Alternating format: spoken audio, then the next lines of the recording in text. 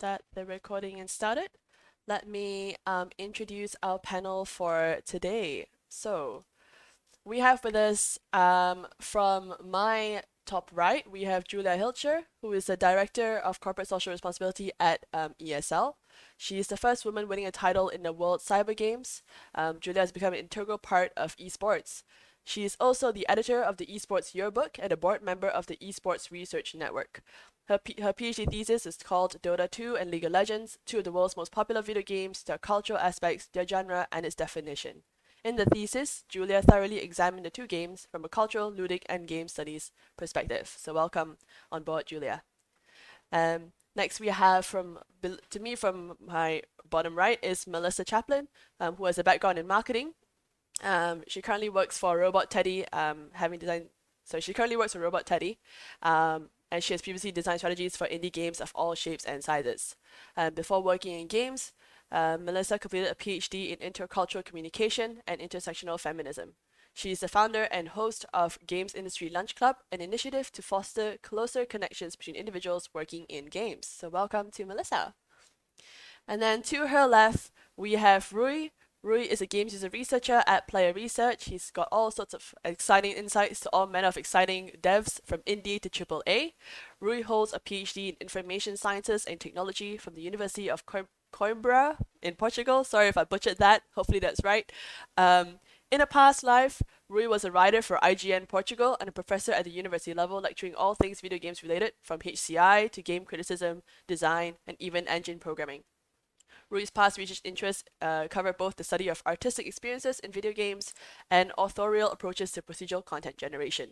He also loves cats and memes, which is to say he loves cats twice. Welcome, Rui.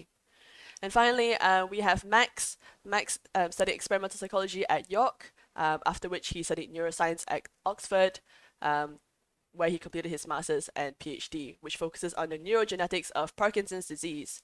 So Max moved into strategy consulting, working in technology, media, and telecom sector, and ultimately ended up pursuing his passion for video games. He is now the project manager at King, working on new games such as Crash Bandicoot on the Run. Welcome, Max. Yay! Clap, clap. Okay. So, at this stage, I'd like all of you speakers to unmute yourselves because here's where the spotlight now goes to you. So we're gonna open with thinking about your PhD experience. What are some lessons, experiences, or skills that you've developed from a PhD that actually, in hindsight, turns out to be valuable in the games industry or in your work today? Anyone can go. Don't be shy. I can start, although I always talk too much. So Evelyn, you have to just tell me to shut Yes. up when I Okay. do. Yeah. But I would say initiative is one of the really obvious ones. I think the ability to basically just start doing stuff, I think is a skill that a PhD really teaches you, because if you aren't the person who starts doing stuff, then nothing will get done. And I think that really helps you when it comes to working anywhere, but in video games as well. Often you need to reach out to people. It may not be obvious who to reach out to initially, and I think all of that kind of thing really helps you build your network and kind of think of solutions outside the box. Okay, cool. So taking initiative, because obviously in a PhD, if you don't do it, no one's gonna do a PhD for you and you'll fail. And this turns out to be a useful skill in industry. Does anyone want to add to that? Maybe Rui? I think you've not long since you finished your PhD, wasn't it? Yeah, it's relatively recently. I definitely agree on the thing about taking initiative, even though clearly Max was the first to speak. So that means So Max is now the most initiative in this case. I'd add to that. In a PhD, you're basically dealing with a lot of stakeholders, your supervisor, and of course your audience, whatever it might be in your domain. What are the researchers are you speaking to? Creating connections. I think very much important. Managing people in your whatever network you have, communicating with them, understanding what they know, building research for them. Just not just for yourself. And creating those networks is especially important in the games industry, which is very much a very social, highly social space. Okay. Anywhere you need people. Cool. Yeah, and even identifying who the stakeholders are was very interesting in the process, because I needed to connect with somebody who really knew how to make multiplayer online battle arena games, and I needed somebody who deeply understood Dota 2 and League of Legends, from a game design perspective, and then that's completely a perspective that I definitely don't have, because I can only program in QBasic, and that's all the programming languages that I have learned in my life. So I really had to play with my network and Google around and find somebody who would be objective in their opinion, and who I could really work with and who I could be honest with, because you can only get this data, these insights that you need for a really good PhD. Because I didn't just want to do research, I did it completely for myself. Like, the reason I started the PhD was not to have a title and then I have a title, but it was really, hey, I have been in this industry so many years, and now I have children and I have some free time on my hands during parental leave. At least I thought so. So it wasn't even my idea. My professor said, hey, aren't you this person who's working in esports and on parental leave? You have so much free time. Why don't you write a PhD? And I could be your professor. And I was like, okay, sounds super simple. And there we go. And then, finding somebody who could really hold my hands when it came to the deeper understanding of the games from a development perspective, that was really hard to somebody that I could then honestly work with. And then in the end of the day, it was so cool to really find a couple of awesome people to work with and to pull this off with. So were these stakeholders, were they like industry folk, or were they fellow researchers, academics? In my case, Yeah, in your case. I think the person I worked the most with in the end of the day, his name is Sean Carton, and he runs the website lanepushinggames.com. And he has this independent blog about lane pushing games. That's just a different term for MOBAs. And he also has a startup company where he independently designs MOBAs. So he was somebody that was easy to work with objectively. And I cannot thank him enough for his hard work and his insights. It was almost like it was his PhD and not mine. That's the amount of work that he put in this. Yeah.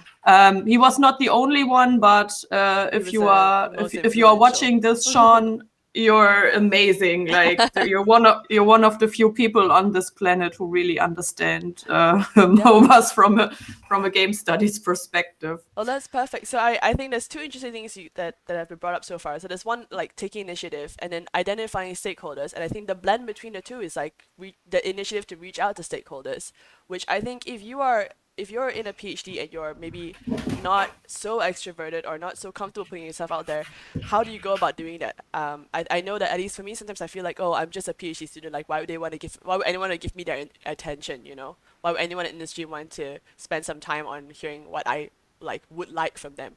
So, how do you? This is open to any of you, because all of you are in industry now. So two questions. First question is, how do PhD students make themselves more I guess, how do they approach people in the industry? What's the best way to open, especially if the end goal is a request? It's like, can you help me with this? How would a PhD student go about doing that? What's the best way now as people in the industry? Melissa, would you like to take the stage for a bit? I've I've participated in a couple of kind of PhD projects since finishing mine, kind of, as an interview subject and things. I think you always have to approach it with time. And that's difficult because from, when you're kind of coming from the student perspective, you want as much data as you can get. And, if you're doing interviews, for example, you need like lots of chunky interview data, but also like realistically, a lot of people are juggling a lot of plates at their work, and it's going to be really challenging. So I would try and identify and reach out to people quite far in advance of when you're going to need the data, not something that's like, hey, can I talk to you, in this week or something like that. And try to be flexible about your kind of interview length and things like that, just because of practical purposes. I think in terms of kind of, both sides, I think the main thing that I probably took away from the PhD that's relevant to that is that it can seem really overwhelming and all-consuming when you're doing it, but it's always worth kind of trying to retain a bit of outside perspective, because particularly for me, my PhD was in kind of social sciences and therefore quite isolated. You don't kind of go into a lab and work with other people or anything like that. And I've learned that sort of tunnel vision on any project is not very healthy, and to kind of look for signs like burnout and things like that. But I would always advise anyone getting in touch with potential, interview subjects and things like that to take a picture in mind. Okay, well, I was thinking not just interview subjects, but for example, making connections that may be useful. In this case, it's just like, who's going to benefit from my research? Who in industry actually cares about what I do? How do you have that conversation with like maybe Max and I, we've met before, and it was a case of like, I didn't ask him for a job and he didn't ask me for it to work with him, but it was just like, we have this overlapping interest and that conversation happened. But for a lot of people that can be difficult. So how would you, does anyone have any advice on like, how would you break into that of like, hey, I'm doing this thing, might be interesting for you. How do I reach out to someone and say like, hey, this might be interesting for you? You're already answering the question a little bit, because if you, sorry that I hijacked this. No, go on. I mean, how awesome is that if you can do research for a specific topic that could be interesting for somebody, for a stakeholder in the esports industry, for instance, then it would automatically be quite easy to find an interview partner, because you would do free research for them that they would usually pay a lot of money for. So it's a win-win situation for both sides. For my topic, it was not so much the case, because I had a heavy cultural focus. And then people always say in the first second they hear about that, cultural, there's no money in culture. And it's quite, but that's why my PhD was so close to my heart, because the big publishers, they are actually making most of their money through the cultural content. So it's quite the opposite is true. Like it's not the cultural content that is non-economical about the games. It is economical.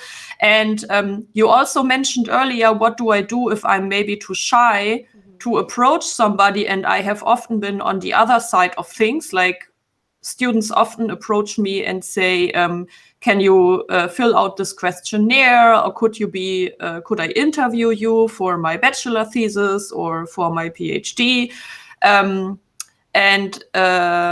Then if it's too many interviews in 1 week, then sometimes I have to turn people down. But usually I'm quite open to asking a few questions, as long as I can see from the email that like they're not going to post my video answering these specific questions on Twitter without asking me and stuff like that. So if people present themselves as professional and trustworthy and really come to me as students and ask me, hey, can you help? Then I'm usually willing to help. And especially when I don't have to prepare anything, if I just have to sit with them for 30 minutes and answer their most desperate questions about esports, then I usually say yes. Okay. Yeah, I would agree with Julia. I think in a very practical level, I think the one thing that I wouldn't want is to be sent like a questionnaire and be asked to fill out 10 pages of stuff myself. I'd much rather have a conversation with someone. Mm-hmm. It's more interesting for me, and it requires me to kind of, sit down for a lesser period of time. I can do it while I'm cooking lunch or something. And I think the other thing that Julia touched upon that I think is correct is, ultimately the games industry, at least in my experience, is full of like fans, right? People who are genuinely interested in what they're doing. And I think that should perhaps make you slightly less nervous about reaching out to people like us, because I think everybody is kind of, or a lot of people are interested in what it is that you're doing. And so I think that they won't be, they might say no, but I don't think that you're going to upset anyone. Okay. Yeah, I'm often super inspired by the questions PhD students have. Like these guys coming to me again and again asking me about Tilt, we do research in Tilt, and I'm like, what the fuck, what's Tilt? Like, never heard about that. And then heard about that like first time a year ago. Mm-hmm. And now again and again, some people researching in Tilt, they came to me. And now I have learned so much about that because I also hijack the interview and then I ask questions back. So they come to me and ask me 30 minutes to answer questions for their research. And then I go like, okay, so now I want to know everything. Like, how has your research gone so far? What have you found out? And that's always pretty great to get these firsthand super fresh insights that people have. And I really don't care what their where they come from, what language do they speak, where do they do the research. I really don't care. I'm always genuinely interested in their questions. Okay. Rui, do you want to add anything to that? I see you nodding about. No? I agree with everything that's just been said. I think most people in the games industry are nice and very passionate about games, and so they're very much interested in speaking with other people that share that same passion. And if you're in a specific domain where, if you're studying for a PhD, you're probably an expert in your domain, even if it's an academic like perspective on the problem. And so you have something to say, and game developers and any stakeholder in the games industry will probably be interested in hearing what you have to say. As long as you're not, overburdening whoever you're speaking to. I think there's a high likelihood that people would be, interested in hearing what you have to say. And perhaps, if you build a relationship, step by step, like Max just mentioned, have a chat, something relaxed, and then build up from there. If you feel like, there's some value to that relationship in the medium or long term, and just build it, slowly, like with, any relationship. Right? Yeah, time and effort. But yeah. Okay. Cool. So we'll move on to the next question. I think this is probably more appropriate for some of us than others. As in some of us are more in the stage than others. How would you transition into the games industry from academia, especially if you don't come from a heavily technical background? So if you're not a software designer, if you're not a software engineer, if you're not a game developer, if you don't do AI or machine learning, if there's no obvious technical skills that we have, how do you are there, I guess, yeah, how do you market yourself? Are there some things that the industry is looking for? How do you break in? Said the magical word market, so I think I'll probably hop in because I was from a marketing perspective. So I didn't go straight into games out of my PhD. Yeah. I worked in a couple of different sectors first. It took me a while to work out that games was what I wanted to do. I did a bit of a stint in the fashion industry. Don't recommend it. Didn't enjoy it. But I realized I really wanted to go into games, and I started kind of looking at some games roles. And it was kind of by accident because I got a role at a fashion tech company as community manager, and therefore started getting lots of recommendations for jobs as community manager, which obviously is a role in games. So, it was from there that I was like, oh, I could work in video games, even though I have literally zero technical skills whatsoever. And turns out you can. I did a bit of a kind of like personal brand myself specifically with looking at games jobs in mind. So I overhauled my CV because I didn't have practical games experience to include what experience I did have that was relevant. Now, obviously, that's going to be a lot easier for people whose PhD actually is in games. I literally included like a currently playing section at the side so that people could ask me, like, to demonstrate that I was genuinely interested. I had a little like health bar at the top, which, just for the sake of looking cute with little pixelated hearts. All stuff just to kind of make it stand out. And I went along to, it was actually EGX in 2019, with a stack of these CVs, and I got my CV reviewed about 6 times by different people, but I also made a point of then making connections with those people on social media afterwards. At the minute, obviously, in-person events are less of a thing, but there's all sorts of things such as this, and other kind of virtual events that you can get involved in and start to make connections with people who are in the industry. And it was off the back of one of those connections I made there with Hannah Flynn, who works at Fail Better, that I got recommended and put forward for both my first and second role in the industry. And that's how I was able to break in. Games industry is simultaneously a very large industry that makes a lot of money and has a lot of people working for kind of, different companies. But it's also a very small industry in that everyone kind of knows everyone, or at least they kind of know someone who knows them. Whenever someone like looks up, when I went to look up the speakers here on LinkedIn and try and add them, like you have mutual connections because everyone kind of knows each other. So once you start to make those connections, it gives you a really good step forward. And in your transition into industry, did you highlight anything from your PhD at all, or was that sort of just like not part of it?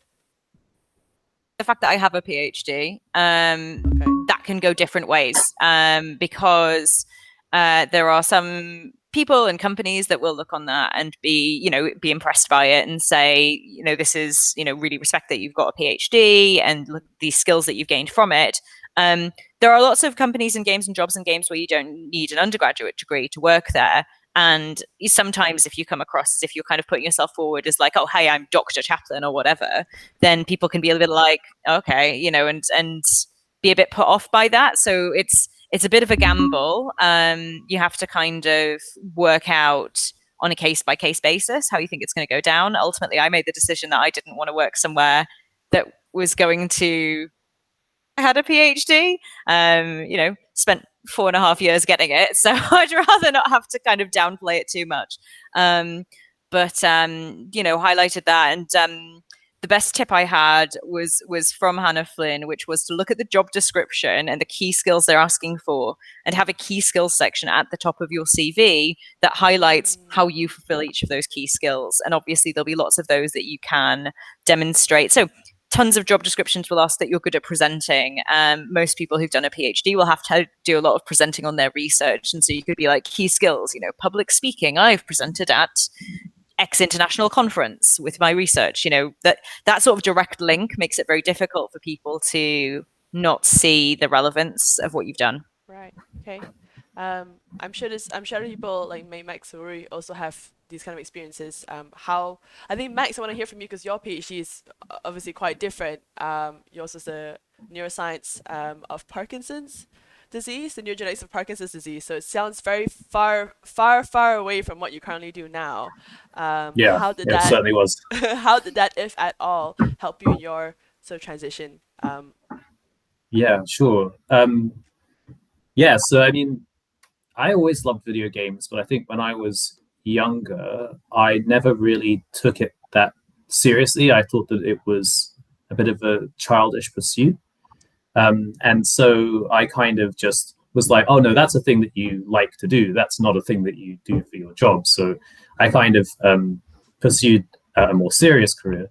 I mean, how serious people would say, like the academia I was in is, I guess, up for debate. But I think I realized about halfway through my PhD, I realized essentially, my goodness, like I'm doing a PhD in neuroscience and I know more about games than I do about the brain.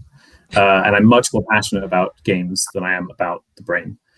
So I decided about halfway through my PhD that no, this isn't childish. This is actually what I really want to do.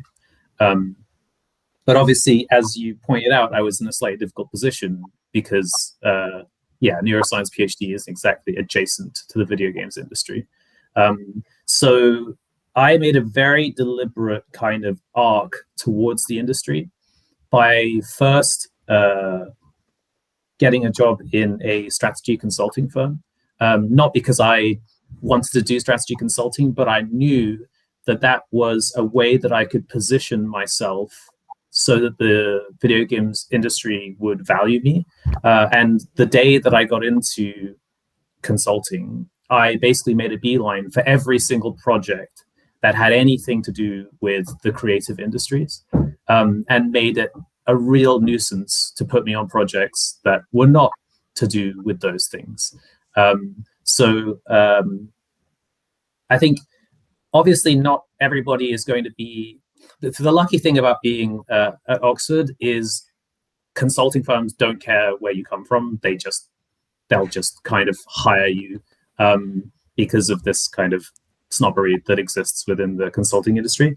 But I think more generally, I think if you can find an intermediate position, maybe if you don't feel like you can get directly into the games industry, although that is absolutely a thing that you could do as well, especially if you have a PhD in video games, I think it's okay to think about your career on a slightly longer time scale, right? I graduated my PhD in 2015, and I only became a product manager at the beginning of this year. But it was totally worth it, that kind of journey that I went through, because now I'm doing exactly what it is that I want to do. So it's okay, I would say, to think of your jobs as jobs that move you ultimately towards where you want to be. Maybe it's a marketing position, for example, and video game companies tend to have in-house marketing teams. And then maybe it isn't exactly where you want to be to start with, but I think it's about making that step-by-step journey and edging your way closer to the position that you want to be in. Right.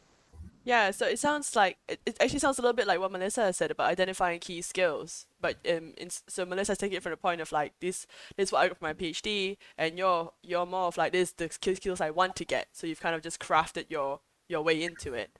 And I think I'd like to hear from Rui, because I know like Rui, you came from information science and technology, and you're doing games user research at Player Research, which I feel, in my perception, is very qualitative, and your PhD doesn't sound that qualitative. So, correct me if I'm wrong, obviously. The title is just misleading. The title is just misleading. My PhD is fully into human-computer interactions. So basically, applied psychology just into it. Okay. Qualitative aspects to it. So I don't really have a lot to say about transitioning in terms of having to fit a specific set of skills, because I position my PhD in an area where the set of skills I was expected to have at a games user research company such as Player Research are basically the same. I just like to add that getting a PhD is more than getting a little doctor at the beginning of your name. It's about showing that you're passionate about learning and you have a sort of go-to attitude to learn and improve and get more skills and learn. And so if you're getting into the games industry, you just need to know what you're trying to learn, and then apply the skill set. The true skill set of a PhD is just learning. So position yourself, understand what sort of job you want to get into, and just find a way, either as a job, as Max Sloan just explained, or maybe it's a part-time, maybe it's a hobby, doing the thing you will do at the job. Because if you're good at learning, you're probably good at learning whatever it is you're trying. Okay. Nice. Rui, sometimes your mic cuts out a little bit, so you might have to stand a little bit closer to your mic. But okay. So I'd like to let's transition into this question on what are some important but maybe overlooked competencies or experiences that are helpful for transitioning into the games industry. This can either be taken from a PhD or post-PhD or life, something that in your experience of working in the games industry, you wish people would have more of. Maybe I can start. Let's see if my mic doesn't cut me off. Yeah, that's much better now. Yeah, okay, I'm going to try and shout out. So one thing I've learned that is very important at least in my domain, maybe not in every domain, is in the games industry, pragmatism is, bread and butter of everyday work. It's a very demanding industry. It has a lot of moving parts, a lot of stakeholders, wherever it is you want to position yourself in. And so being pragmatic is something which, in the PhD, it might not be that often a skill set that you develop because you're trying to make the best research possible, trying to be in the state of the art. But when you get into the industry, you're going to need to learn how to compromise smartly. And so that particular skill, being pragmatic, understanding where to apply your time, your effort, your resources, is very important. And so definitely in the PhD and in research, if you do research projects, this is something you might want to develop, but avoid that sort of very wise man in a tower, just doing what needs to be done to do the best possible research. It's definitely not useful in the games industry, in my experience. So obviously, I think there's probably slightly different goals. When you're in a PhD, the goal is to contribute novel knowledge, the frontiers of science, if you will. And it's obviously not the case in the games industry. And when you're talking about pragmatism, how do you stay pragmatic? Like, how do you know if you're being pragmatic or not when you're in a PhD? Because obviously, it sounds like that's more a product of the environment. Like, if you're in the games or if you're in industry in general, you'd be working on like what 3-month timelines rather than year-long timelines. So how do you do that if you're in academia and not yet exposed to the pressures of a company? I mean, you're exposed to many, many pressures in academia. At least I was. I don't know about you. But, you're always being ranked by all sorts of different stakeholders. What sort of research do you go for? What sort of timeline do you go for? And sometimes, it depends on the sort of PhD you do. But I think that if you are good at making, tight deadlines, you know which conferences to go to, what the things, the bullet points you need to achieve. And if you're used to that sort of long-term and short-term and medium-term planning to understand what benefits you the most and where you should be applying this training. Yeah. Yeah, there's a crass difference between bachelor or master's research for a paper and the PhD, because when I was working on my PhD, we would regularly meet up with the professors and their other PhD students, and you always could present your status quo on your thesis and get feedback. And that's much more intense and strict process compared to the other papers that I have written for my master's, for example, because people are going to ask you more questions, more specific questions.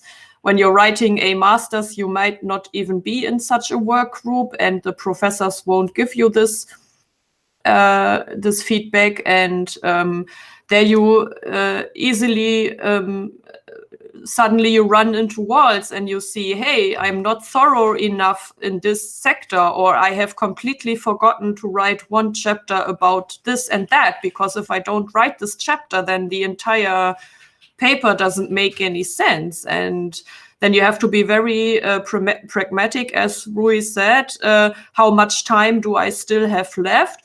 Who do I have to talk to if I don't personally, like if I'm not an expert on this topic? Which literature am I going to consult, or which person am I going to consult? And if you don't make the right decisions, then you are again running into brick walls, because then your professors get the first draft of your paper and then they say, yeah, this is very, very nice to read and entertaining, but it's not a PhD thesis. It's more like a really nice long master thesis maybe, but it's not a PhD. And I think it might seem silly what I'm saying here right now, but that's exactly the point.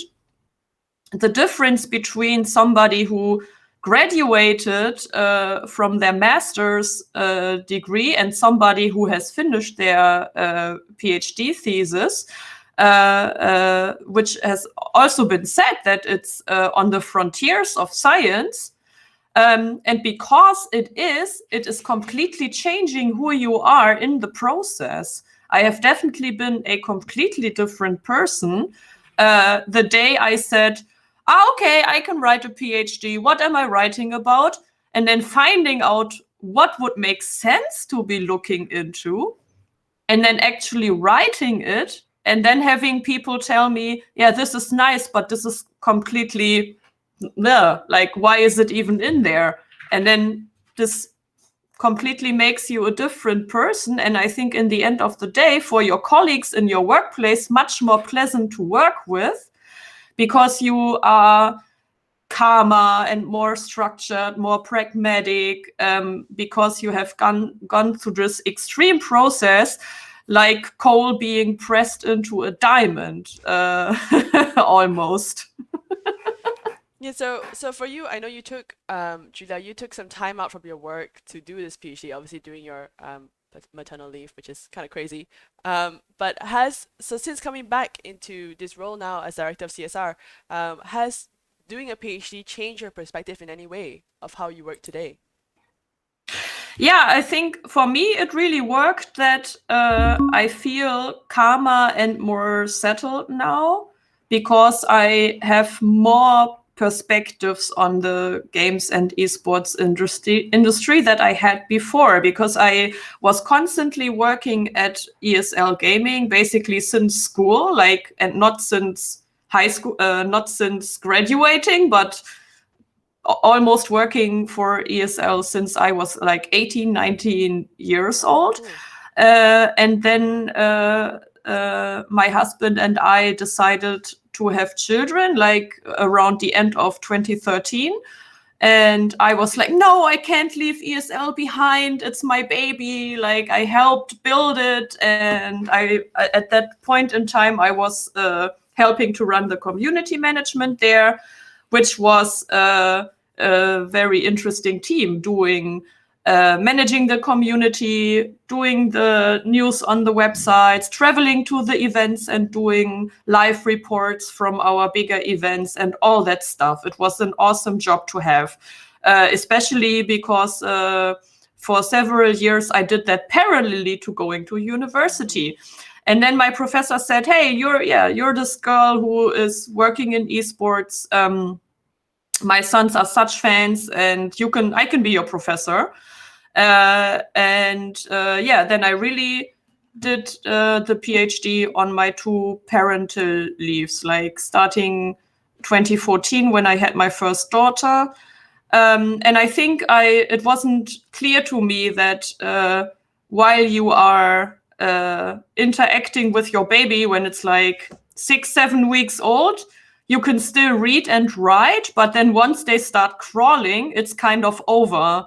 So I did a lot of research when I was pregnant and when I was breastfeeding, and then suddenly Nora started crawling, and I was like, oh no, how can I, like, the baby and the laptop, how does this work? And I didn't want to just shove her off and put her into kindergarten.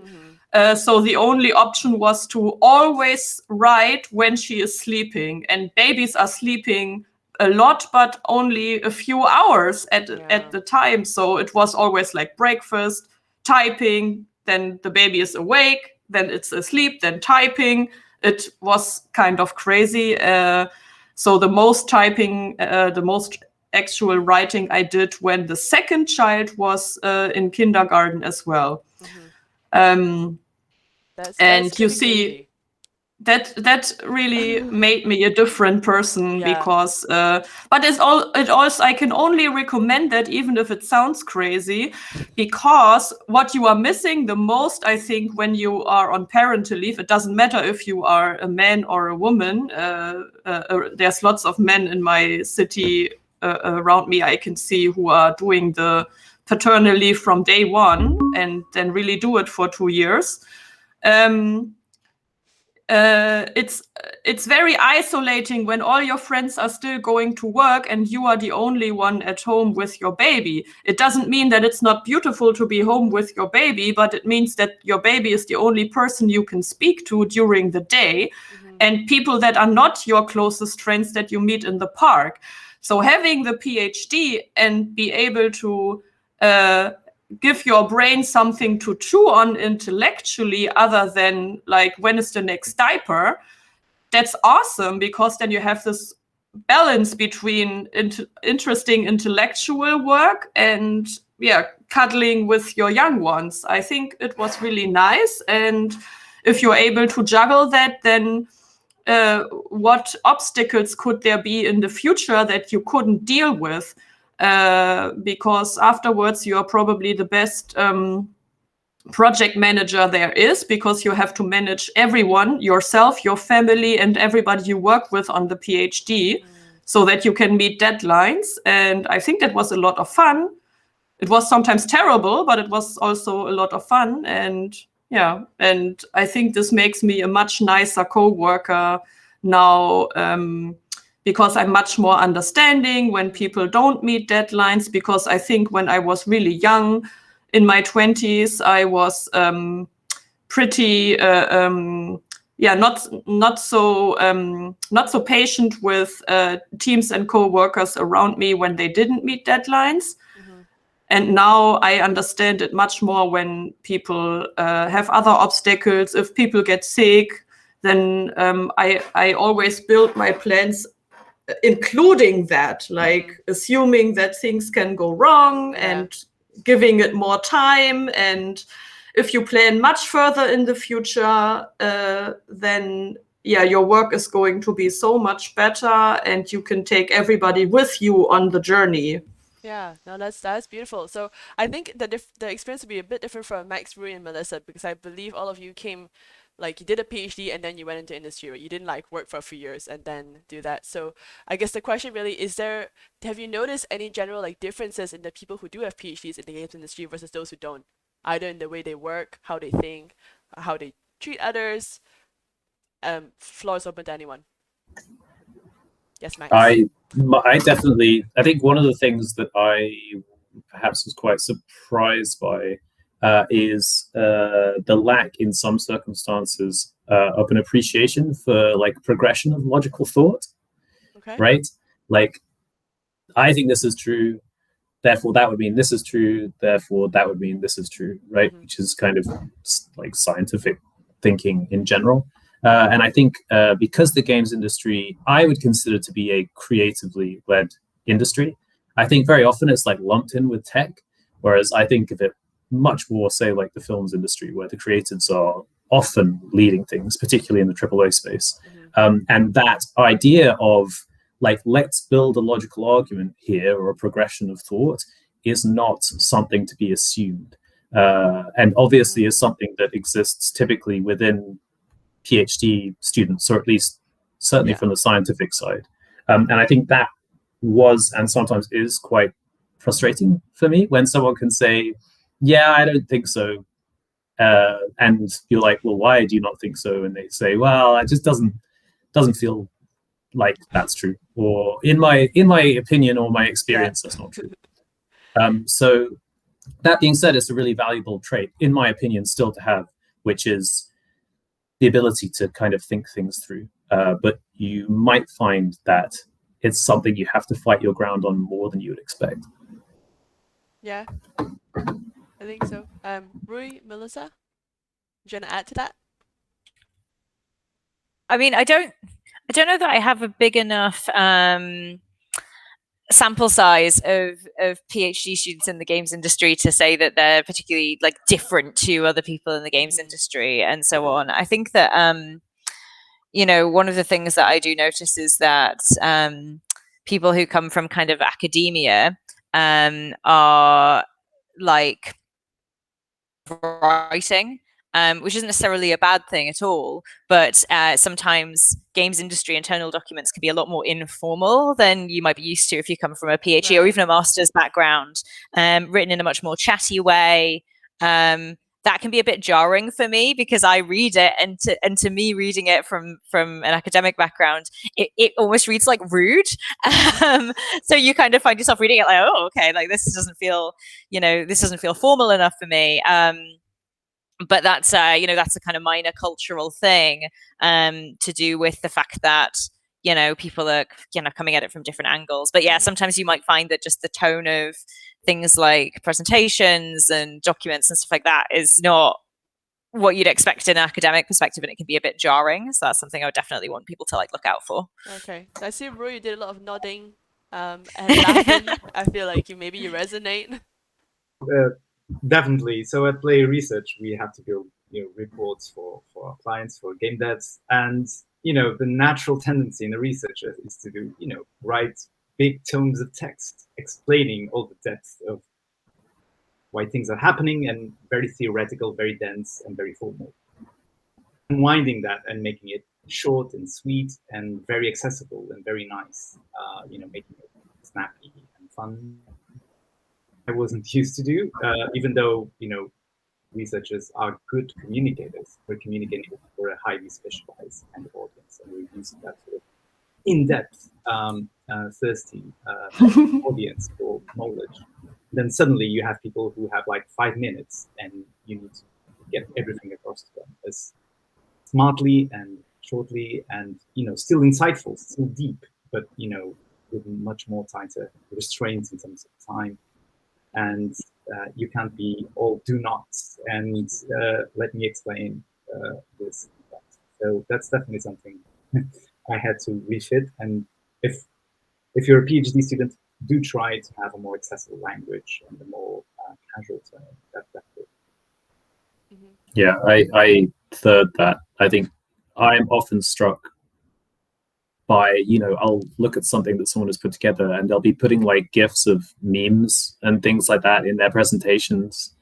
And my reaction will be like, I don't know, you obviously, if you come from a particular background, particularly one where you deliver work to clients, you're just like, this isn't professional. And now my instinct is to immediately question all the rest of the stuff that you've done here, simply because a serious professional wouldn't be putting memes and emoticons all through their presentations. I still struggle with it, I'll be honest.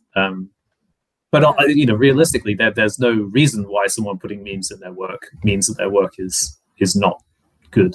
Yeah. So I guess the question is like, how professional is the games industry? Like, is it more casual? Can we just chat with memes and GIFs, or do we do like proper written stuff, written language, formal? It's very unprofessional, I would say, in my limited experience. In a nice way, a nice way. But when I started as soon as I started interacting with like recruiters for my first job, it was weird because they were sending me emojis in the recruitment messages that I was getting, and I was just like, is this for real? Yeah. Anyone else want to add to that? I never worry about the clothes that I wear to work at all. I don't worry if I wear makeup or I would even say house shoes, like slippers. You can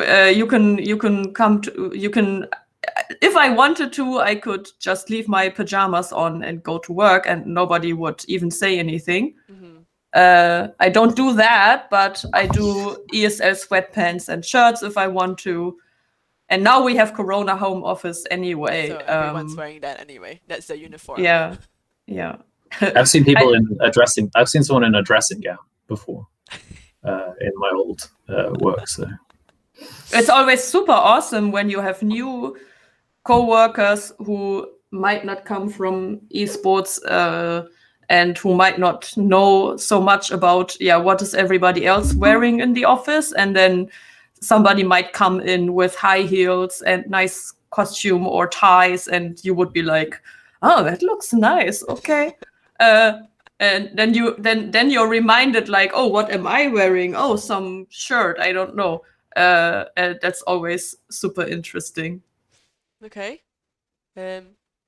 Cool. So I think the thing I took away from that is, the games industry is probably much more casual than we are trained to be here in academia.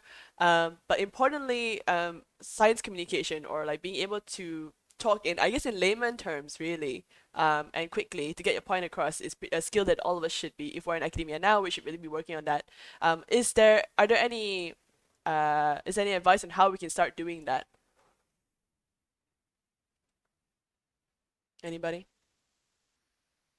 PhD, if you're building presentations, that helps, because in a presentation you have like 10 minutes to get a PhD across. So Mhm. that requires a capacity for synthesis, and both emotionally and visually, and using memes. I used memes in my PhD presentations, don't judge me. Okay.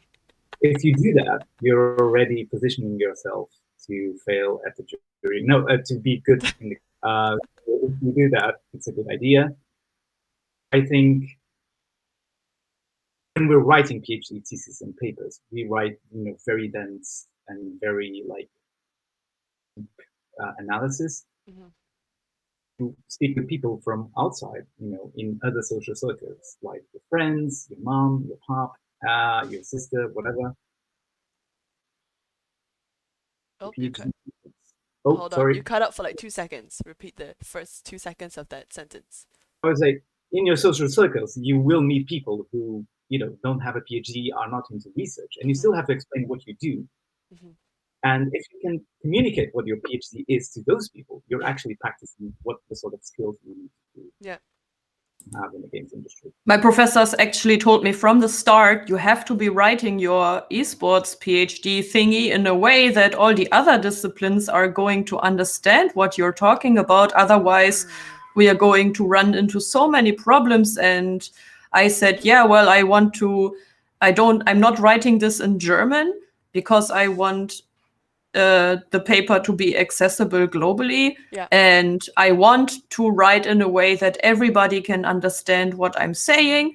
And then when I handed in my first draft, my professor said, you have this marketing speech from working in the games industry. You are writing in a way that we can understand it all, but sometimes there are fragments that you have to work on, because there you are not speaking academically, but you are like trying to sell the cow, which Okay. comes from working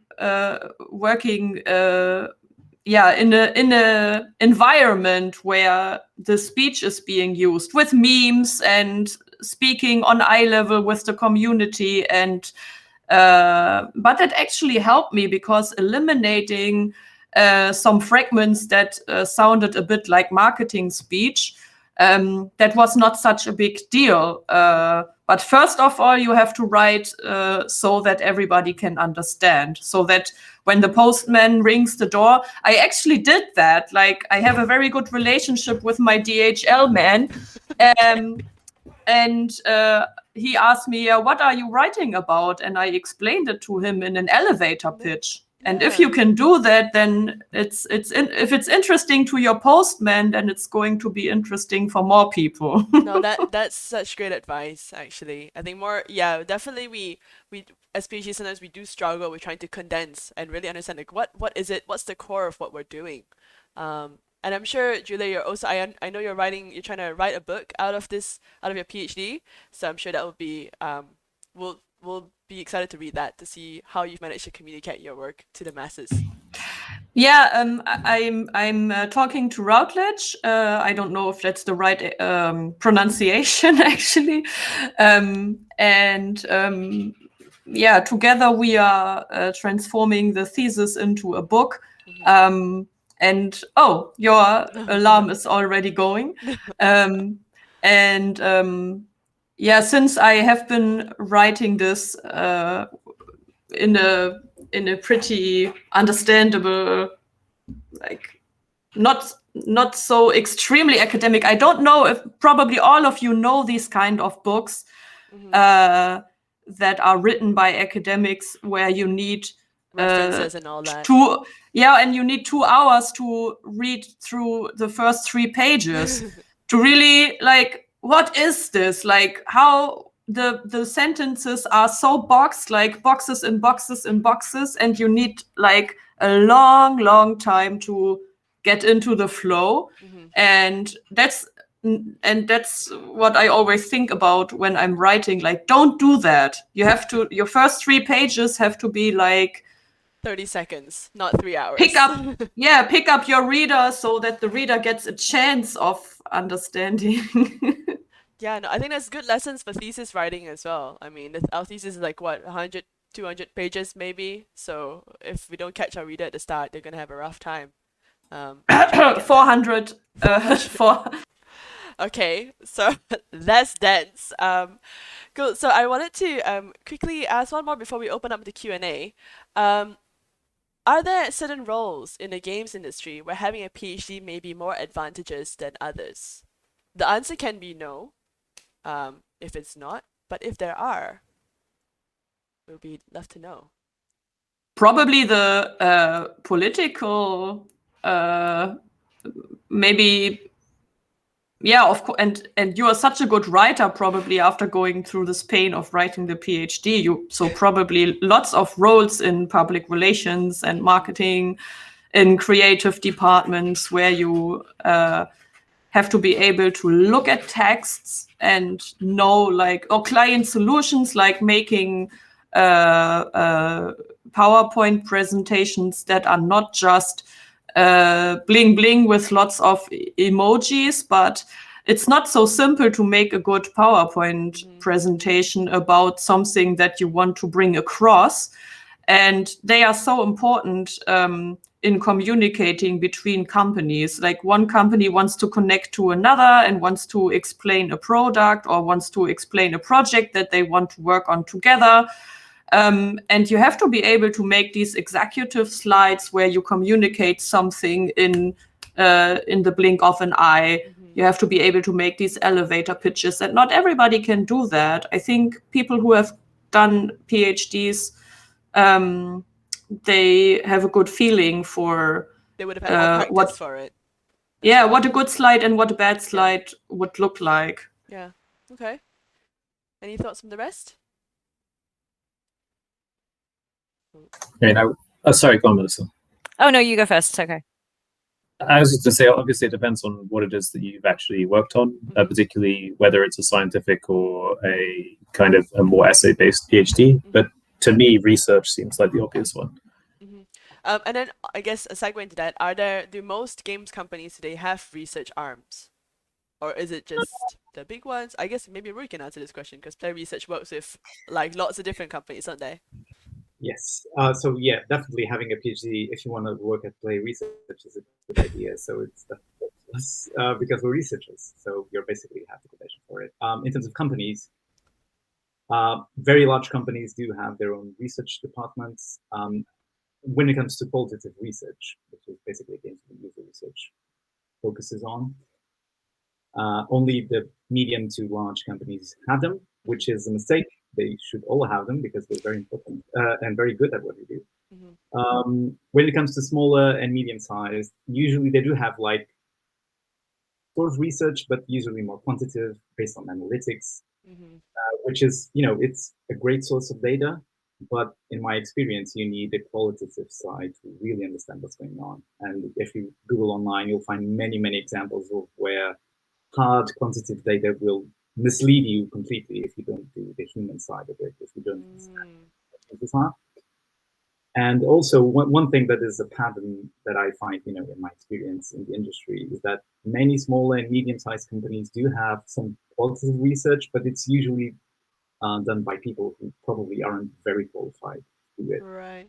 And in this case, again, having even just a master's or a PhD in an area that is similar to games user research, maybe from a psychology background or a human interaction background, such as myself, really helps provide good research, basically.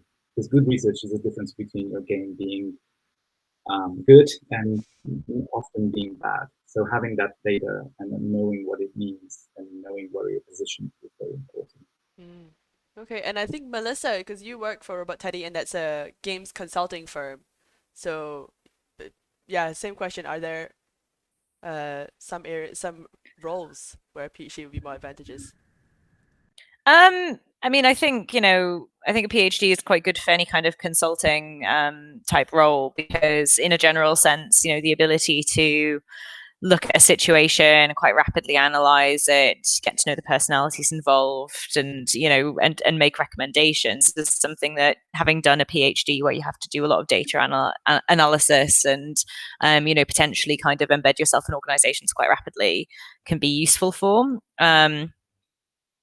I don't think it's by any means like a necessity, but it's definitely something that I find useful. My PhD involved embedding myself in nothing to do with games whatsoever, but embedding myself in an organization working with refugees, and building trust quite rapidly there. And that's something that's definitely a useful skill in any sort of client-facing role, because you often have to quite quickly build a relationship with people, because otherwise your recommendations aren't really going to be thought of kindly if you haven't already established that trust. So yeah, that's the kind of thing I would say, but that could apply to an extent to any kind of client-facing work. Right.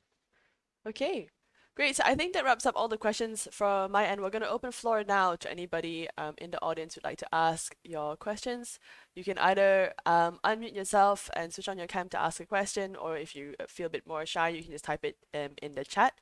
I already have one here from Andrew Reed. He says, fascinating panel. Just want to thank the panelists. The PhD to industry route is quite an uncommon route in the grand scale of the games industry. But in the panel's opinion, how likely is this route to grow, and what does this route offer that traditional (undergraduate masters) routes to industry not offer? I'm just going to paste a question in the chat so you can also read it. Here it is. Oops, hold on.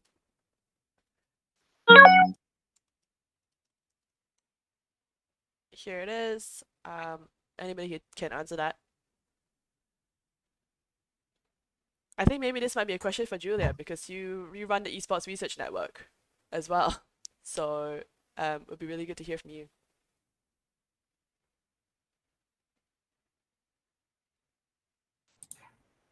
I'm still thinking about the question. Okay. I would always say it depends also a little bit on who you are, and what is the reason for going into esports? Because I wouldn't per se say that everybody, for example, if you have a certain skill and you suit really well into a position in the games in the games or esports industry, where you fit, and you are somebody who is teaching themselves quite easily, and there's like a natural fit between the person and the role in the company, I don't see why this person should have a PhD or even graduate from university, because I have known in my career so many people that are completely self-taught. So why should they go through this process and do a master's, especially when you are in the United States, where this kind of education is super expensive?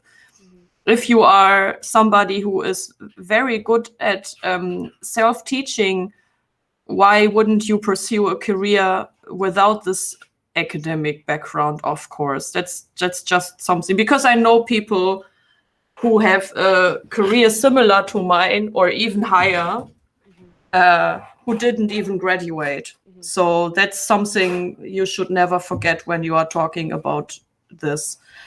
Okay.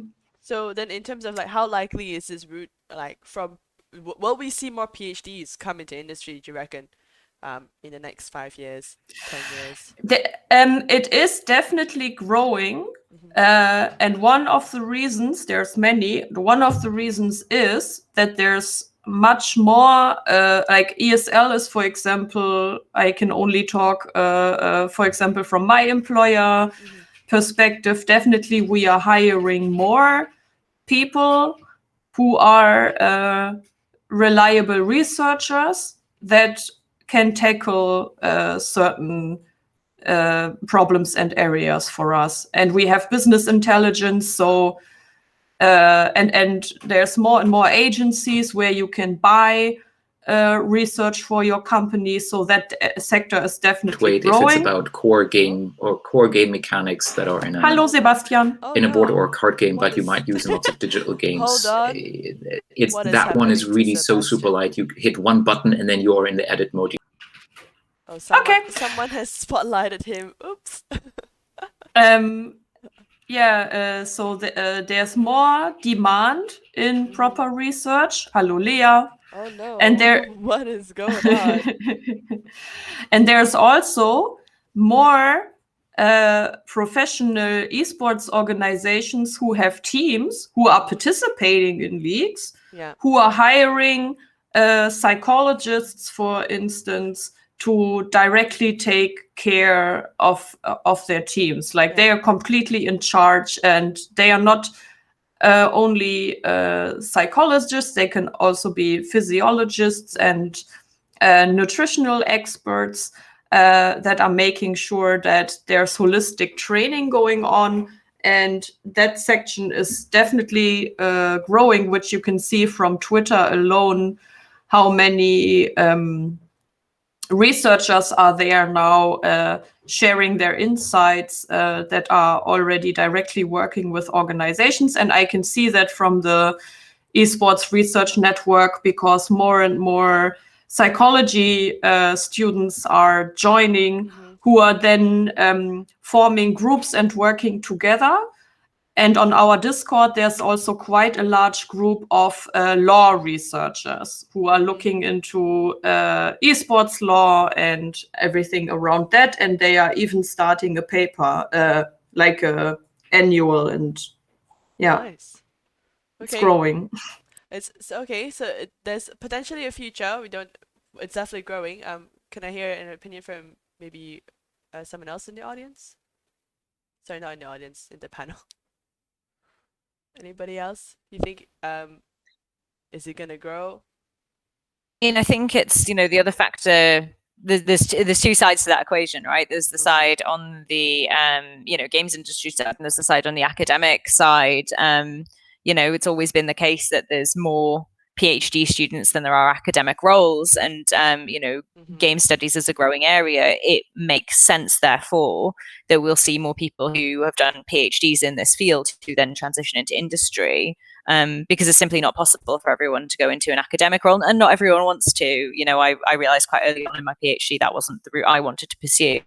So I think logically, therefore, we will expect to see an influx of people in industry who've done kind of PhDs in this field. So I also wonder, is the value of research within the games industry, is that perception increasing, or is it still kind of mixed? Yeah, I was gonna say, I'd say that the industry is still very much in its infancy. Related to what I was saying before about it being relatively or surprisingly unprofessional. And I think as that industry professionalizes, the appreciation for kind of more sophisticated thought in various areas will increase as well. So I think people will over time begin to appreciate kind of deep thought around, say, like with your stuff, Evelyn, like the social systems within video games. I think that's something that maybe 10, 20 years ago, people would have said, well, look, I'm making a game because I want to have fun, and we're have fun with friends. So I just want to make a game that's fun. What are you talking about? Social like models of game like systems, right?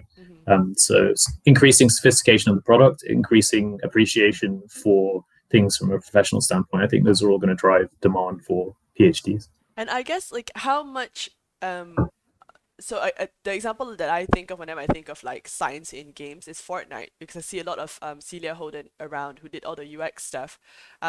How much more are game companies incorporating science into development, design, or even marketing or building a community? This might be a bit broad for field answer, but if you give some thoughts on that, we'd love to hear that. Well, sorry, I couldn't work out if that was directed at me specifically, but if it was to anyone. But Max, go on then. No, I mean, my short answer would be increasingly, but not as much as you'd think. Right. Okay. Okay. So we've got. Sorry. Julia. I have a. I don't know if Max is of the same opinion, but I agree with him. However, from my PhD research, I kind of deducted that there's a lot of method behind the shop systems within the games and the way that the cultural content is kind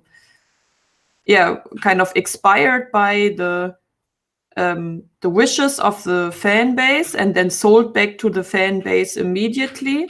Like when the fan base is asking about a Game of Thrones dragon to be available in Fortnite, then it's immediately established and users can buy it. And that makes me, this is the reason I'm under the impression, at least, that there's some sort of well thought through system behind that, and that has not just been that didn't come from nothing. There's like research behind that and a lot of thought and structure, and I think that was not just made up overnight by 3 or 4 people.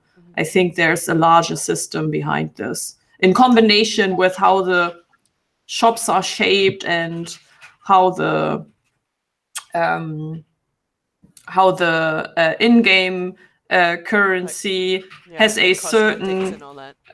and how when you turn your money into the currency, that suddenly there's this money fallacy that you don't really know how much money you have in game and how much is it, and every time you buy something you have a certain amount left, so that you always need to spend more and more to spend it all, everything that is in your wallet.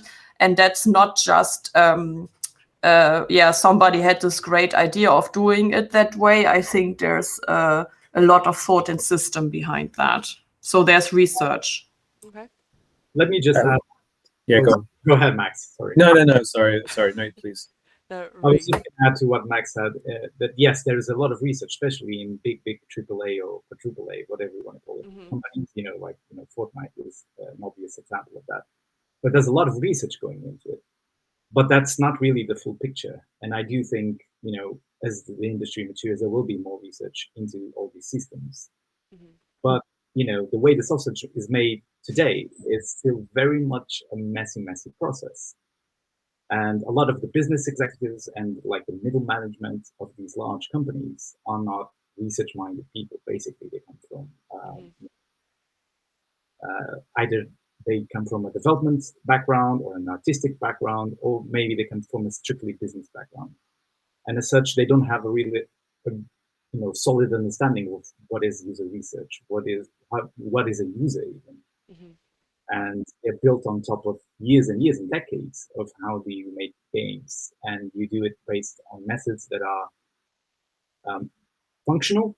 They build games, they arrive at it, but they don't necessarily mean they make great games. And as Julie was just mentioning, understanding your user, understanding what they want, what they need, how they behave, what they like, is almost like a dark art, and you need a lot of good research to get to that really deep understanding. So if you think about how a budget is distributed in terms of game development, research is, I don't know, it's minimal fraction. It's not like development costs or marketing costs, which are billions that are being thrown at us. And if you think about the importance of research, and this is me trying to sell my company and what we do, we should be getting a lot more traction and getting more PhD researchers into the industry, precisely to get that sort of good data on what's happening with the game. And that's still not a reality for many companies, and only the big ones are fully committed to that research is an integral part of game development. Okay. Max, did you want to add to that? No, I think that's exactly right. I think As I said, I think increasingly they are aware, and I think the examples, I obviously can't speak for Epic. I've never worked at Epic, but every time when I joined King, which is considered pretty much one of the most data-driven organizations within probably the most data-driven component of the market, which is the mobile space, I was still extremely surprised at how little discussion there is, for example, of, say, models of player behavior, models models of motivation, or just because it's so hard to put this stuff into practice effectively because the products are so complicated, and it's so hard to trace, to say like, oh, well, we use these models and that explains why this stuff worked for us. That I think I've always been surprised at how much in the end it's just, I think this is fun. Hopefully this will make money. Okay, thank you very much. I'm going to leave a few more minutes for anyone else wants to ask questions. No? Anybody? If you'd like to ask a question, you can just unmute yourself and switch on your cam so we know who's talking. Okay, it's Tracy, if there's no other ones. And I'm sorry if this was covered. I've had to be zipping in and out of the meeting room. Given the discussion we had yesterday about getting involved in roles outside of your PhD research, so getting involved in organizing things like this event or maybe student representation positions and things like that, would you see that as something that's a positive thing to do in terms of future employment, or do you think doesn't matter, your PhD is it? Or I think it'd be interesting to hear your comments on that, given your experiences. Okay. So, do I need to translate that, or do we got it? No, I can. Yeah, I mean, I definitely think that doing kind of extracurricular stuff, whether that be extracurricular academic stuff like organizing conferences or extracurricular things generally, is whether that's, kind of something that you're interested in. Like it could be competitive taekwondo or, something like that as well. Having additional things is, always going to be appealing to people when you're looking at kind of transitioning into a career, because they want to see that you're kind of a well-rounded person, even if it's the truth. Maybe don't pitch it as I spent 4 years in a dark room at my laptop just writing my PhD and nothing else. Like try and find a way to massage that truth if that is the case. But yeah, absolutely, like try and have kind of other things that you can talk about, partially because it will make your PhD a more bearable experience if you have other things to focus on, but also, because that's always going to be like give you kind of additional information. When I said before about kind of putting the key skills on the CV, if you have for every single key skill, even if technically this could be accurate, yes, I can prove I've done this because doing my PhD required me to do this, then people are going to start to glaze over that a bit. So it's good if you can have different examples that you can draw from, like, yes, I'm good at kind of speaking in front of crowds because I organized this conference. Yes, I'm good at project management because, stuff that gives you a little bit kind of a variety to talk about. Okay. Cool. Thanks, Tracy. So we've got a few more minutes left. Gonna count to 5 for the next person, and then we'll probably wrap it up. 1, 2, 3, 4. Sorry, Evelyn, can you hear I knew me? it, Carlos. I knew you were gonna ask a question. Yes, of course. I mean, this has been a super interesting panel. Thanks to all the panelists, and thank you for arranging and moderating this. Yeah. I have a question actually that probably you guys are the best people to answer because of your industry and academic experience, and it's to do with job hunting and working conditions. So, in your experience, we as PhD students that are some of us close to end, we have several possibilities, whether to work on the UK, whether to work for different companies in different positions, whether to move out of the UK to other parts of Europe, or potentially applying for positions in the US. What have you found in your industry experience that the best conditions are in terms of payment, benefits, working culture from the companies that you've been to? A lot of interesting facial expressions going on, Carlos. I don't know if you can see, but let's hear it.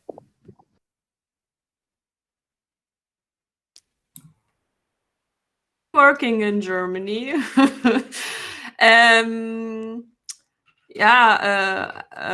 I think it's not a secret that Sweden has awesome working conditions. Like if you don't care where you want to live in this world, then Finland is awesome because they have actually esports bachelors at university. They have lots of games companies, and they are a net zero country or climate positive country, and they have good work rights. Also, Sweden has very good work rights, I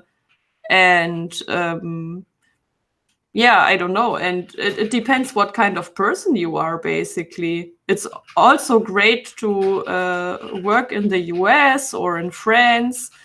I have been around a little bit for ESL, so I know what different countries I like. I also had the chance to speak with other people in the games industry, so I know I have spoken to so many people working at Blizzard in Paris, for instance. I have, through my work with ESL, over the past 20 years, spoken to so many people in the games industry about their job and their companies. And I couldn't really say that this and this is a particularly good or particularly bad workplace. It also always stands and falls a little bit with your boss and the team around it. So you should probably focus on what you are particularly good at, and finding a team in a company where you can leverage your knowledge for the team. Then you're probably in an awesome working position where you are going to feel good about yourself, and the team is going to feel thankful for you bringing the skills to the table. Okay. That's probably most important. But obviously it's important to, once you sign your contract, that you don't go below the 3 or 4 main things that you are expecting. I have heard that tip many times over. So when you are selling yourself as an employee to a company, you should go into that meeting with 2 or 3 main expectations. So I want to earn at least this, and I want to use these and these skills because it's important for me that I have worked hard to acquire these skills and bring them in. Mm-hmm. That's things that you could write down previous to going into the meeting, so that you don't buy into a job that you later don't like. So that you don't 6 weeks later say, oh my God, why am I working in the pharmacy industry now, doing mini games? I never wanted to do that. So how could this even happen? Okay. I do have something to add to this. Yeah. Because I share Carlos, or at least I shared Carlos' preoccupation going into the games industry, because it is a tough racket. We all know about crunch and about burnout, and it's a very demanding industry. I'd say that cultural standards are important. So definitely that there is sort of like a cultural layer to how, pay and benefits and all sorts of work-life balance equilibriums or equilibria are found. So obviously, if you go to the Northern Europe, the tendency will be for a specific set of standards to be upheld, more taxes, better work-life balance, probably smaller pay compared to, say, the United States. Those like tendencies exist, but it's really, in the games industry, it's a company by company thing. Okay. And so within the UK where I'm at, you can be at a company that really, takes work-life balance as its number one preoccupation, its culture, its diversity, all those things. Or you could be in a company where those values are a bit more, loose. It really depends. That's my personal experience and the people I, personally know, have encountered, where there is definitely a cultural, like, let's call it median, where, things tend to waver about a bit up and down. But then it really depends on the company and the people there and the quality they have. So I wouldn't overgeneralize in any way. Okay. I think we've kind of run out of time now, so we'll end it there. But thank you so much for the last question, Carlos. Thanks for your responses, Julia and Rui. So with that, can we all give everybody a clap by pressing the Z button? Yay, little dance. Cool. If anyone wants to reach you, what is the best way? Quick fire. Julia, what's the best way to Twitter. reach you? Okay, Melissa, Twitter. Julia, best way to reach you? Email address, LinkedIn, Twitter. Okay, Max. Yeah. LinkedIn probably. Okay, Rui. Any social network, LinkedIn, Twitter, you can email me, whatever. It's all good. Okay, great. Well, thanks so much for your time, everybody. Thanks for everyone for coming around. Hope we've all had a really interesting discussion about how we get into the games industry and how we translate our PhDs and market ourselves better. Have a good day. Have a good rest of the conference. Bye, everyone. I think the speakers, can I just have you for like a minute after this, please? Cool. Thank you. Hold up.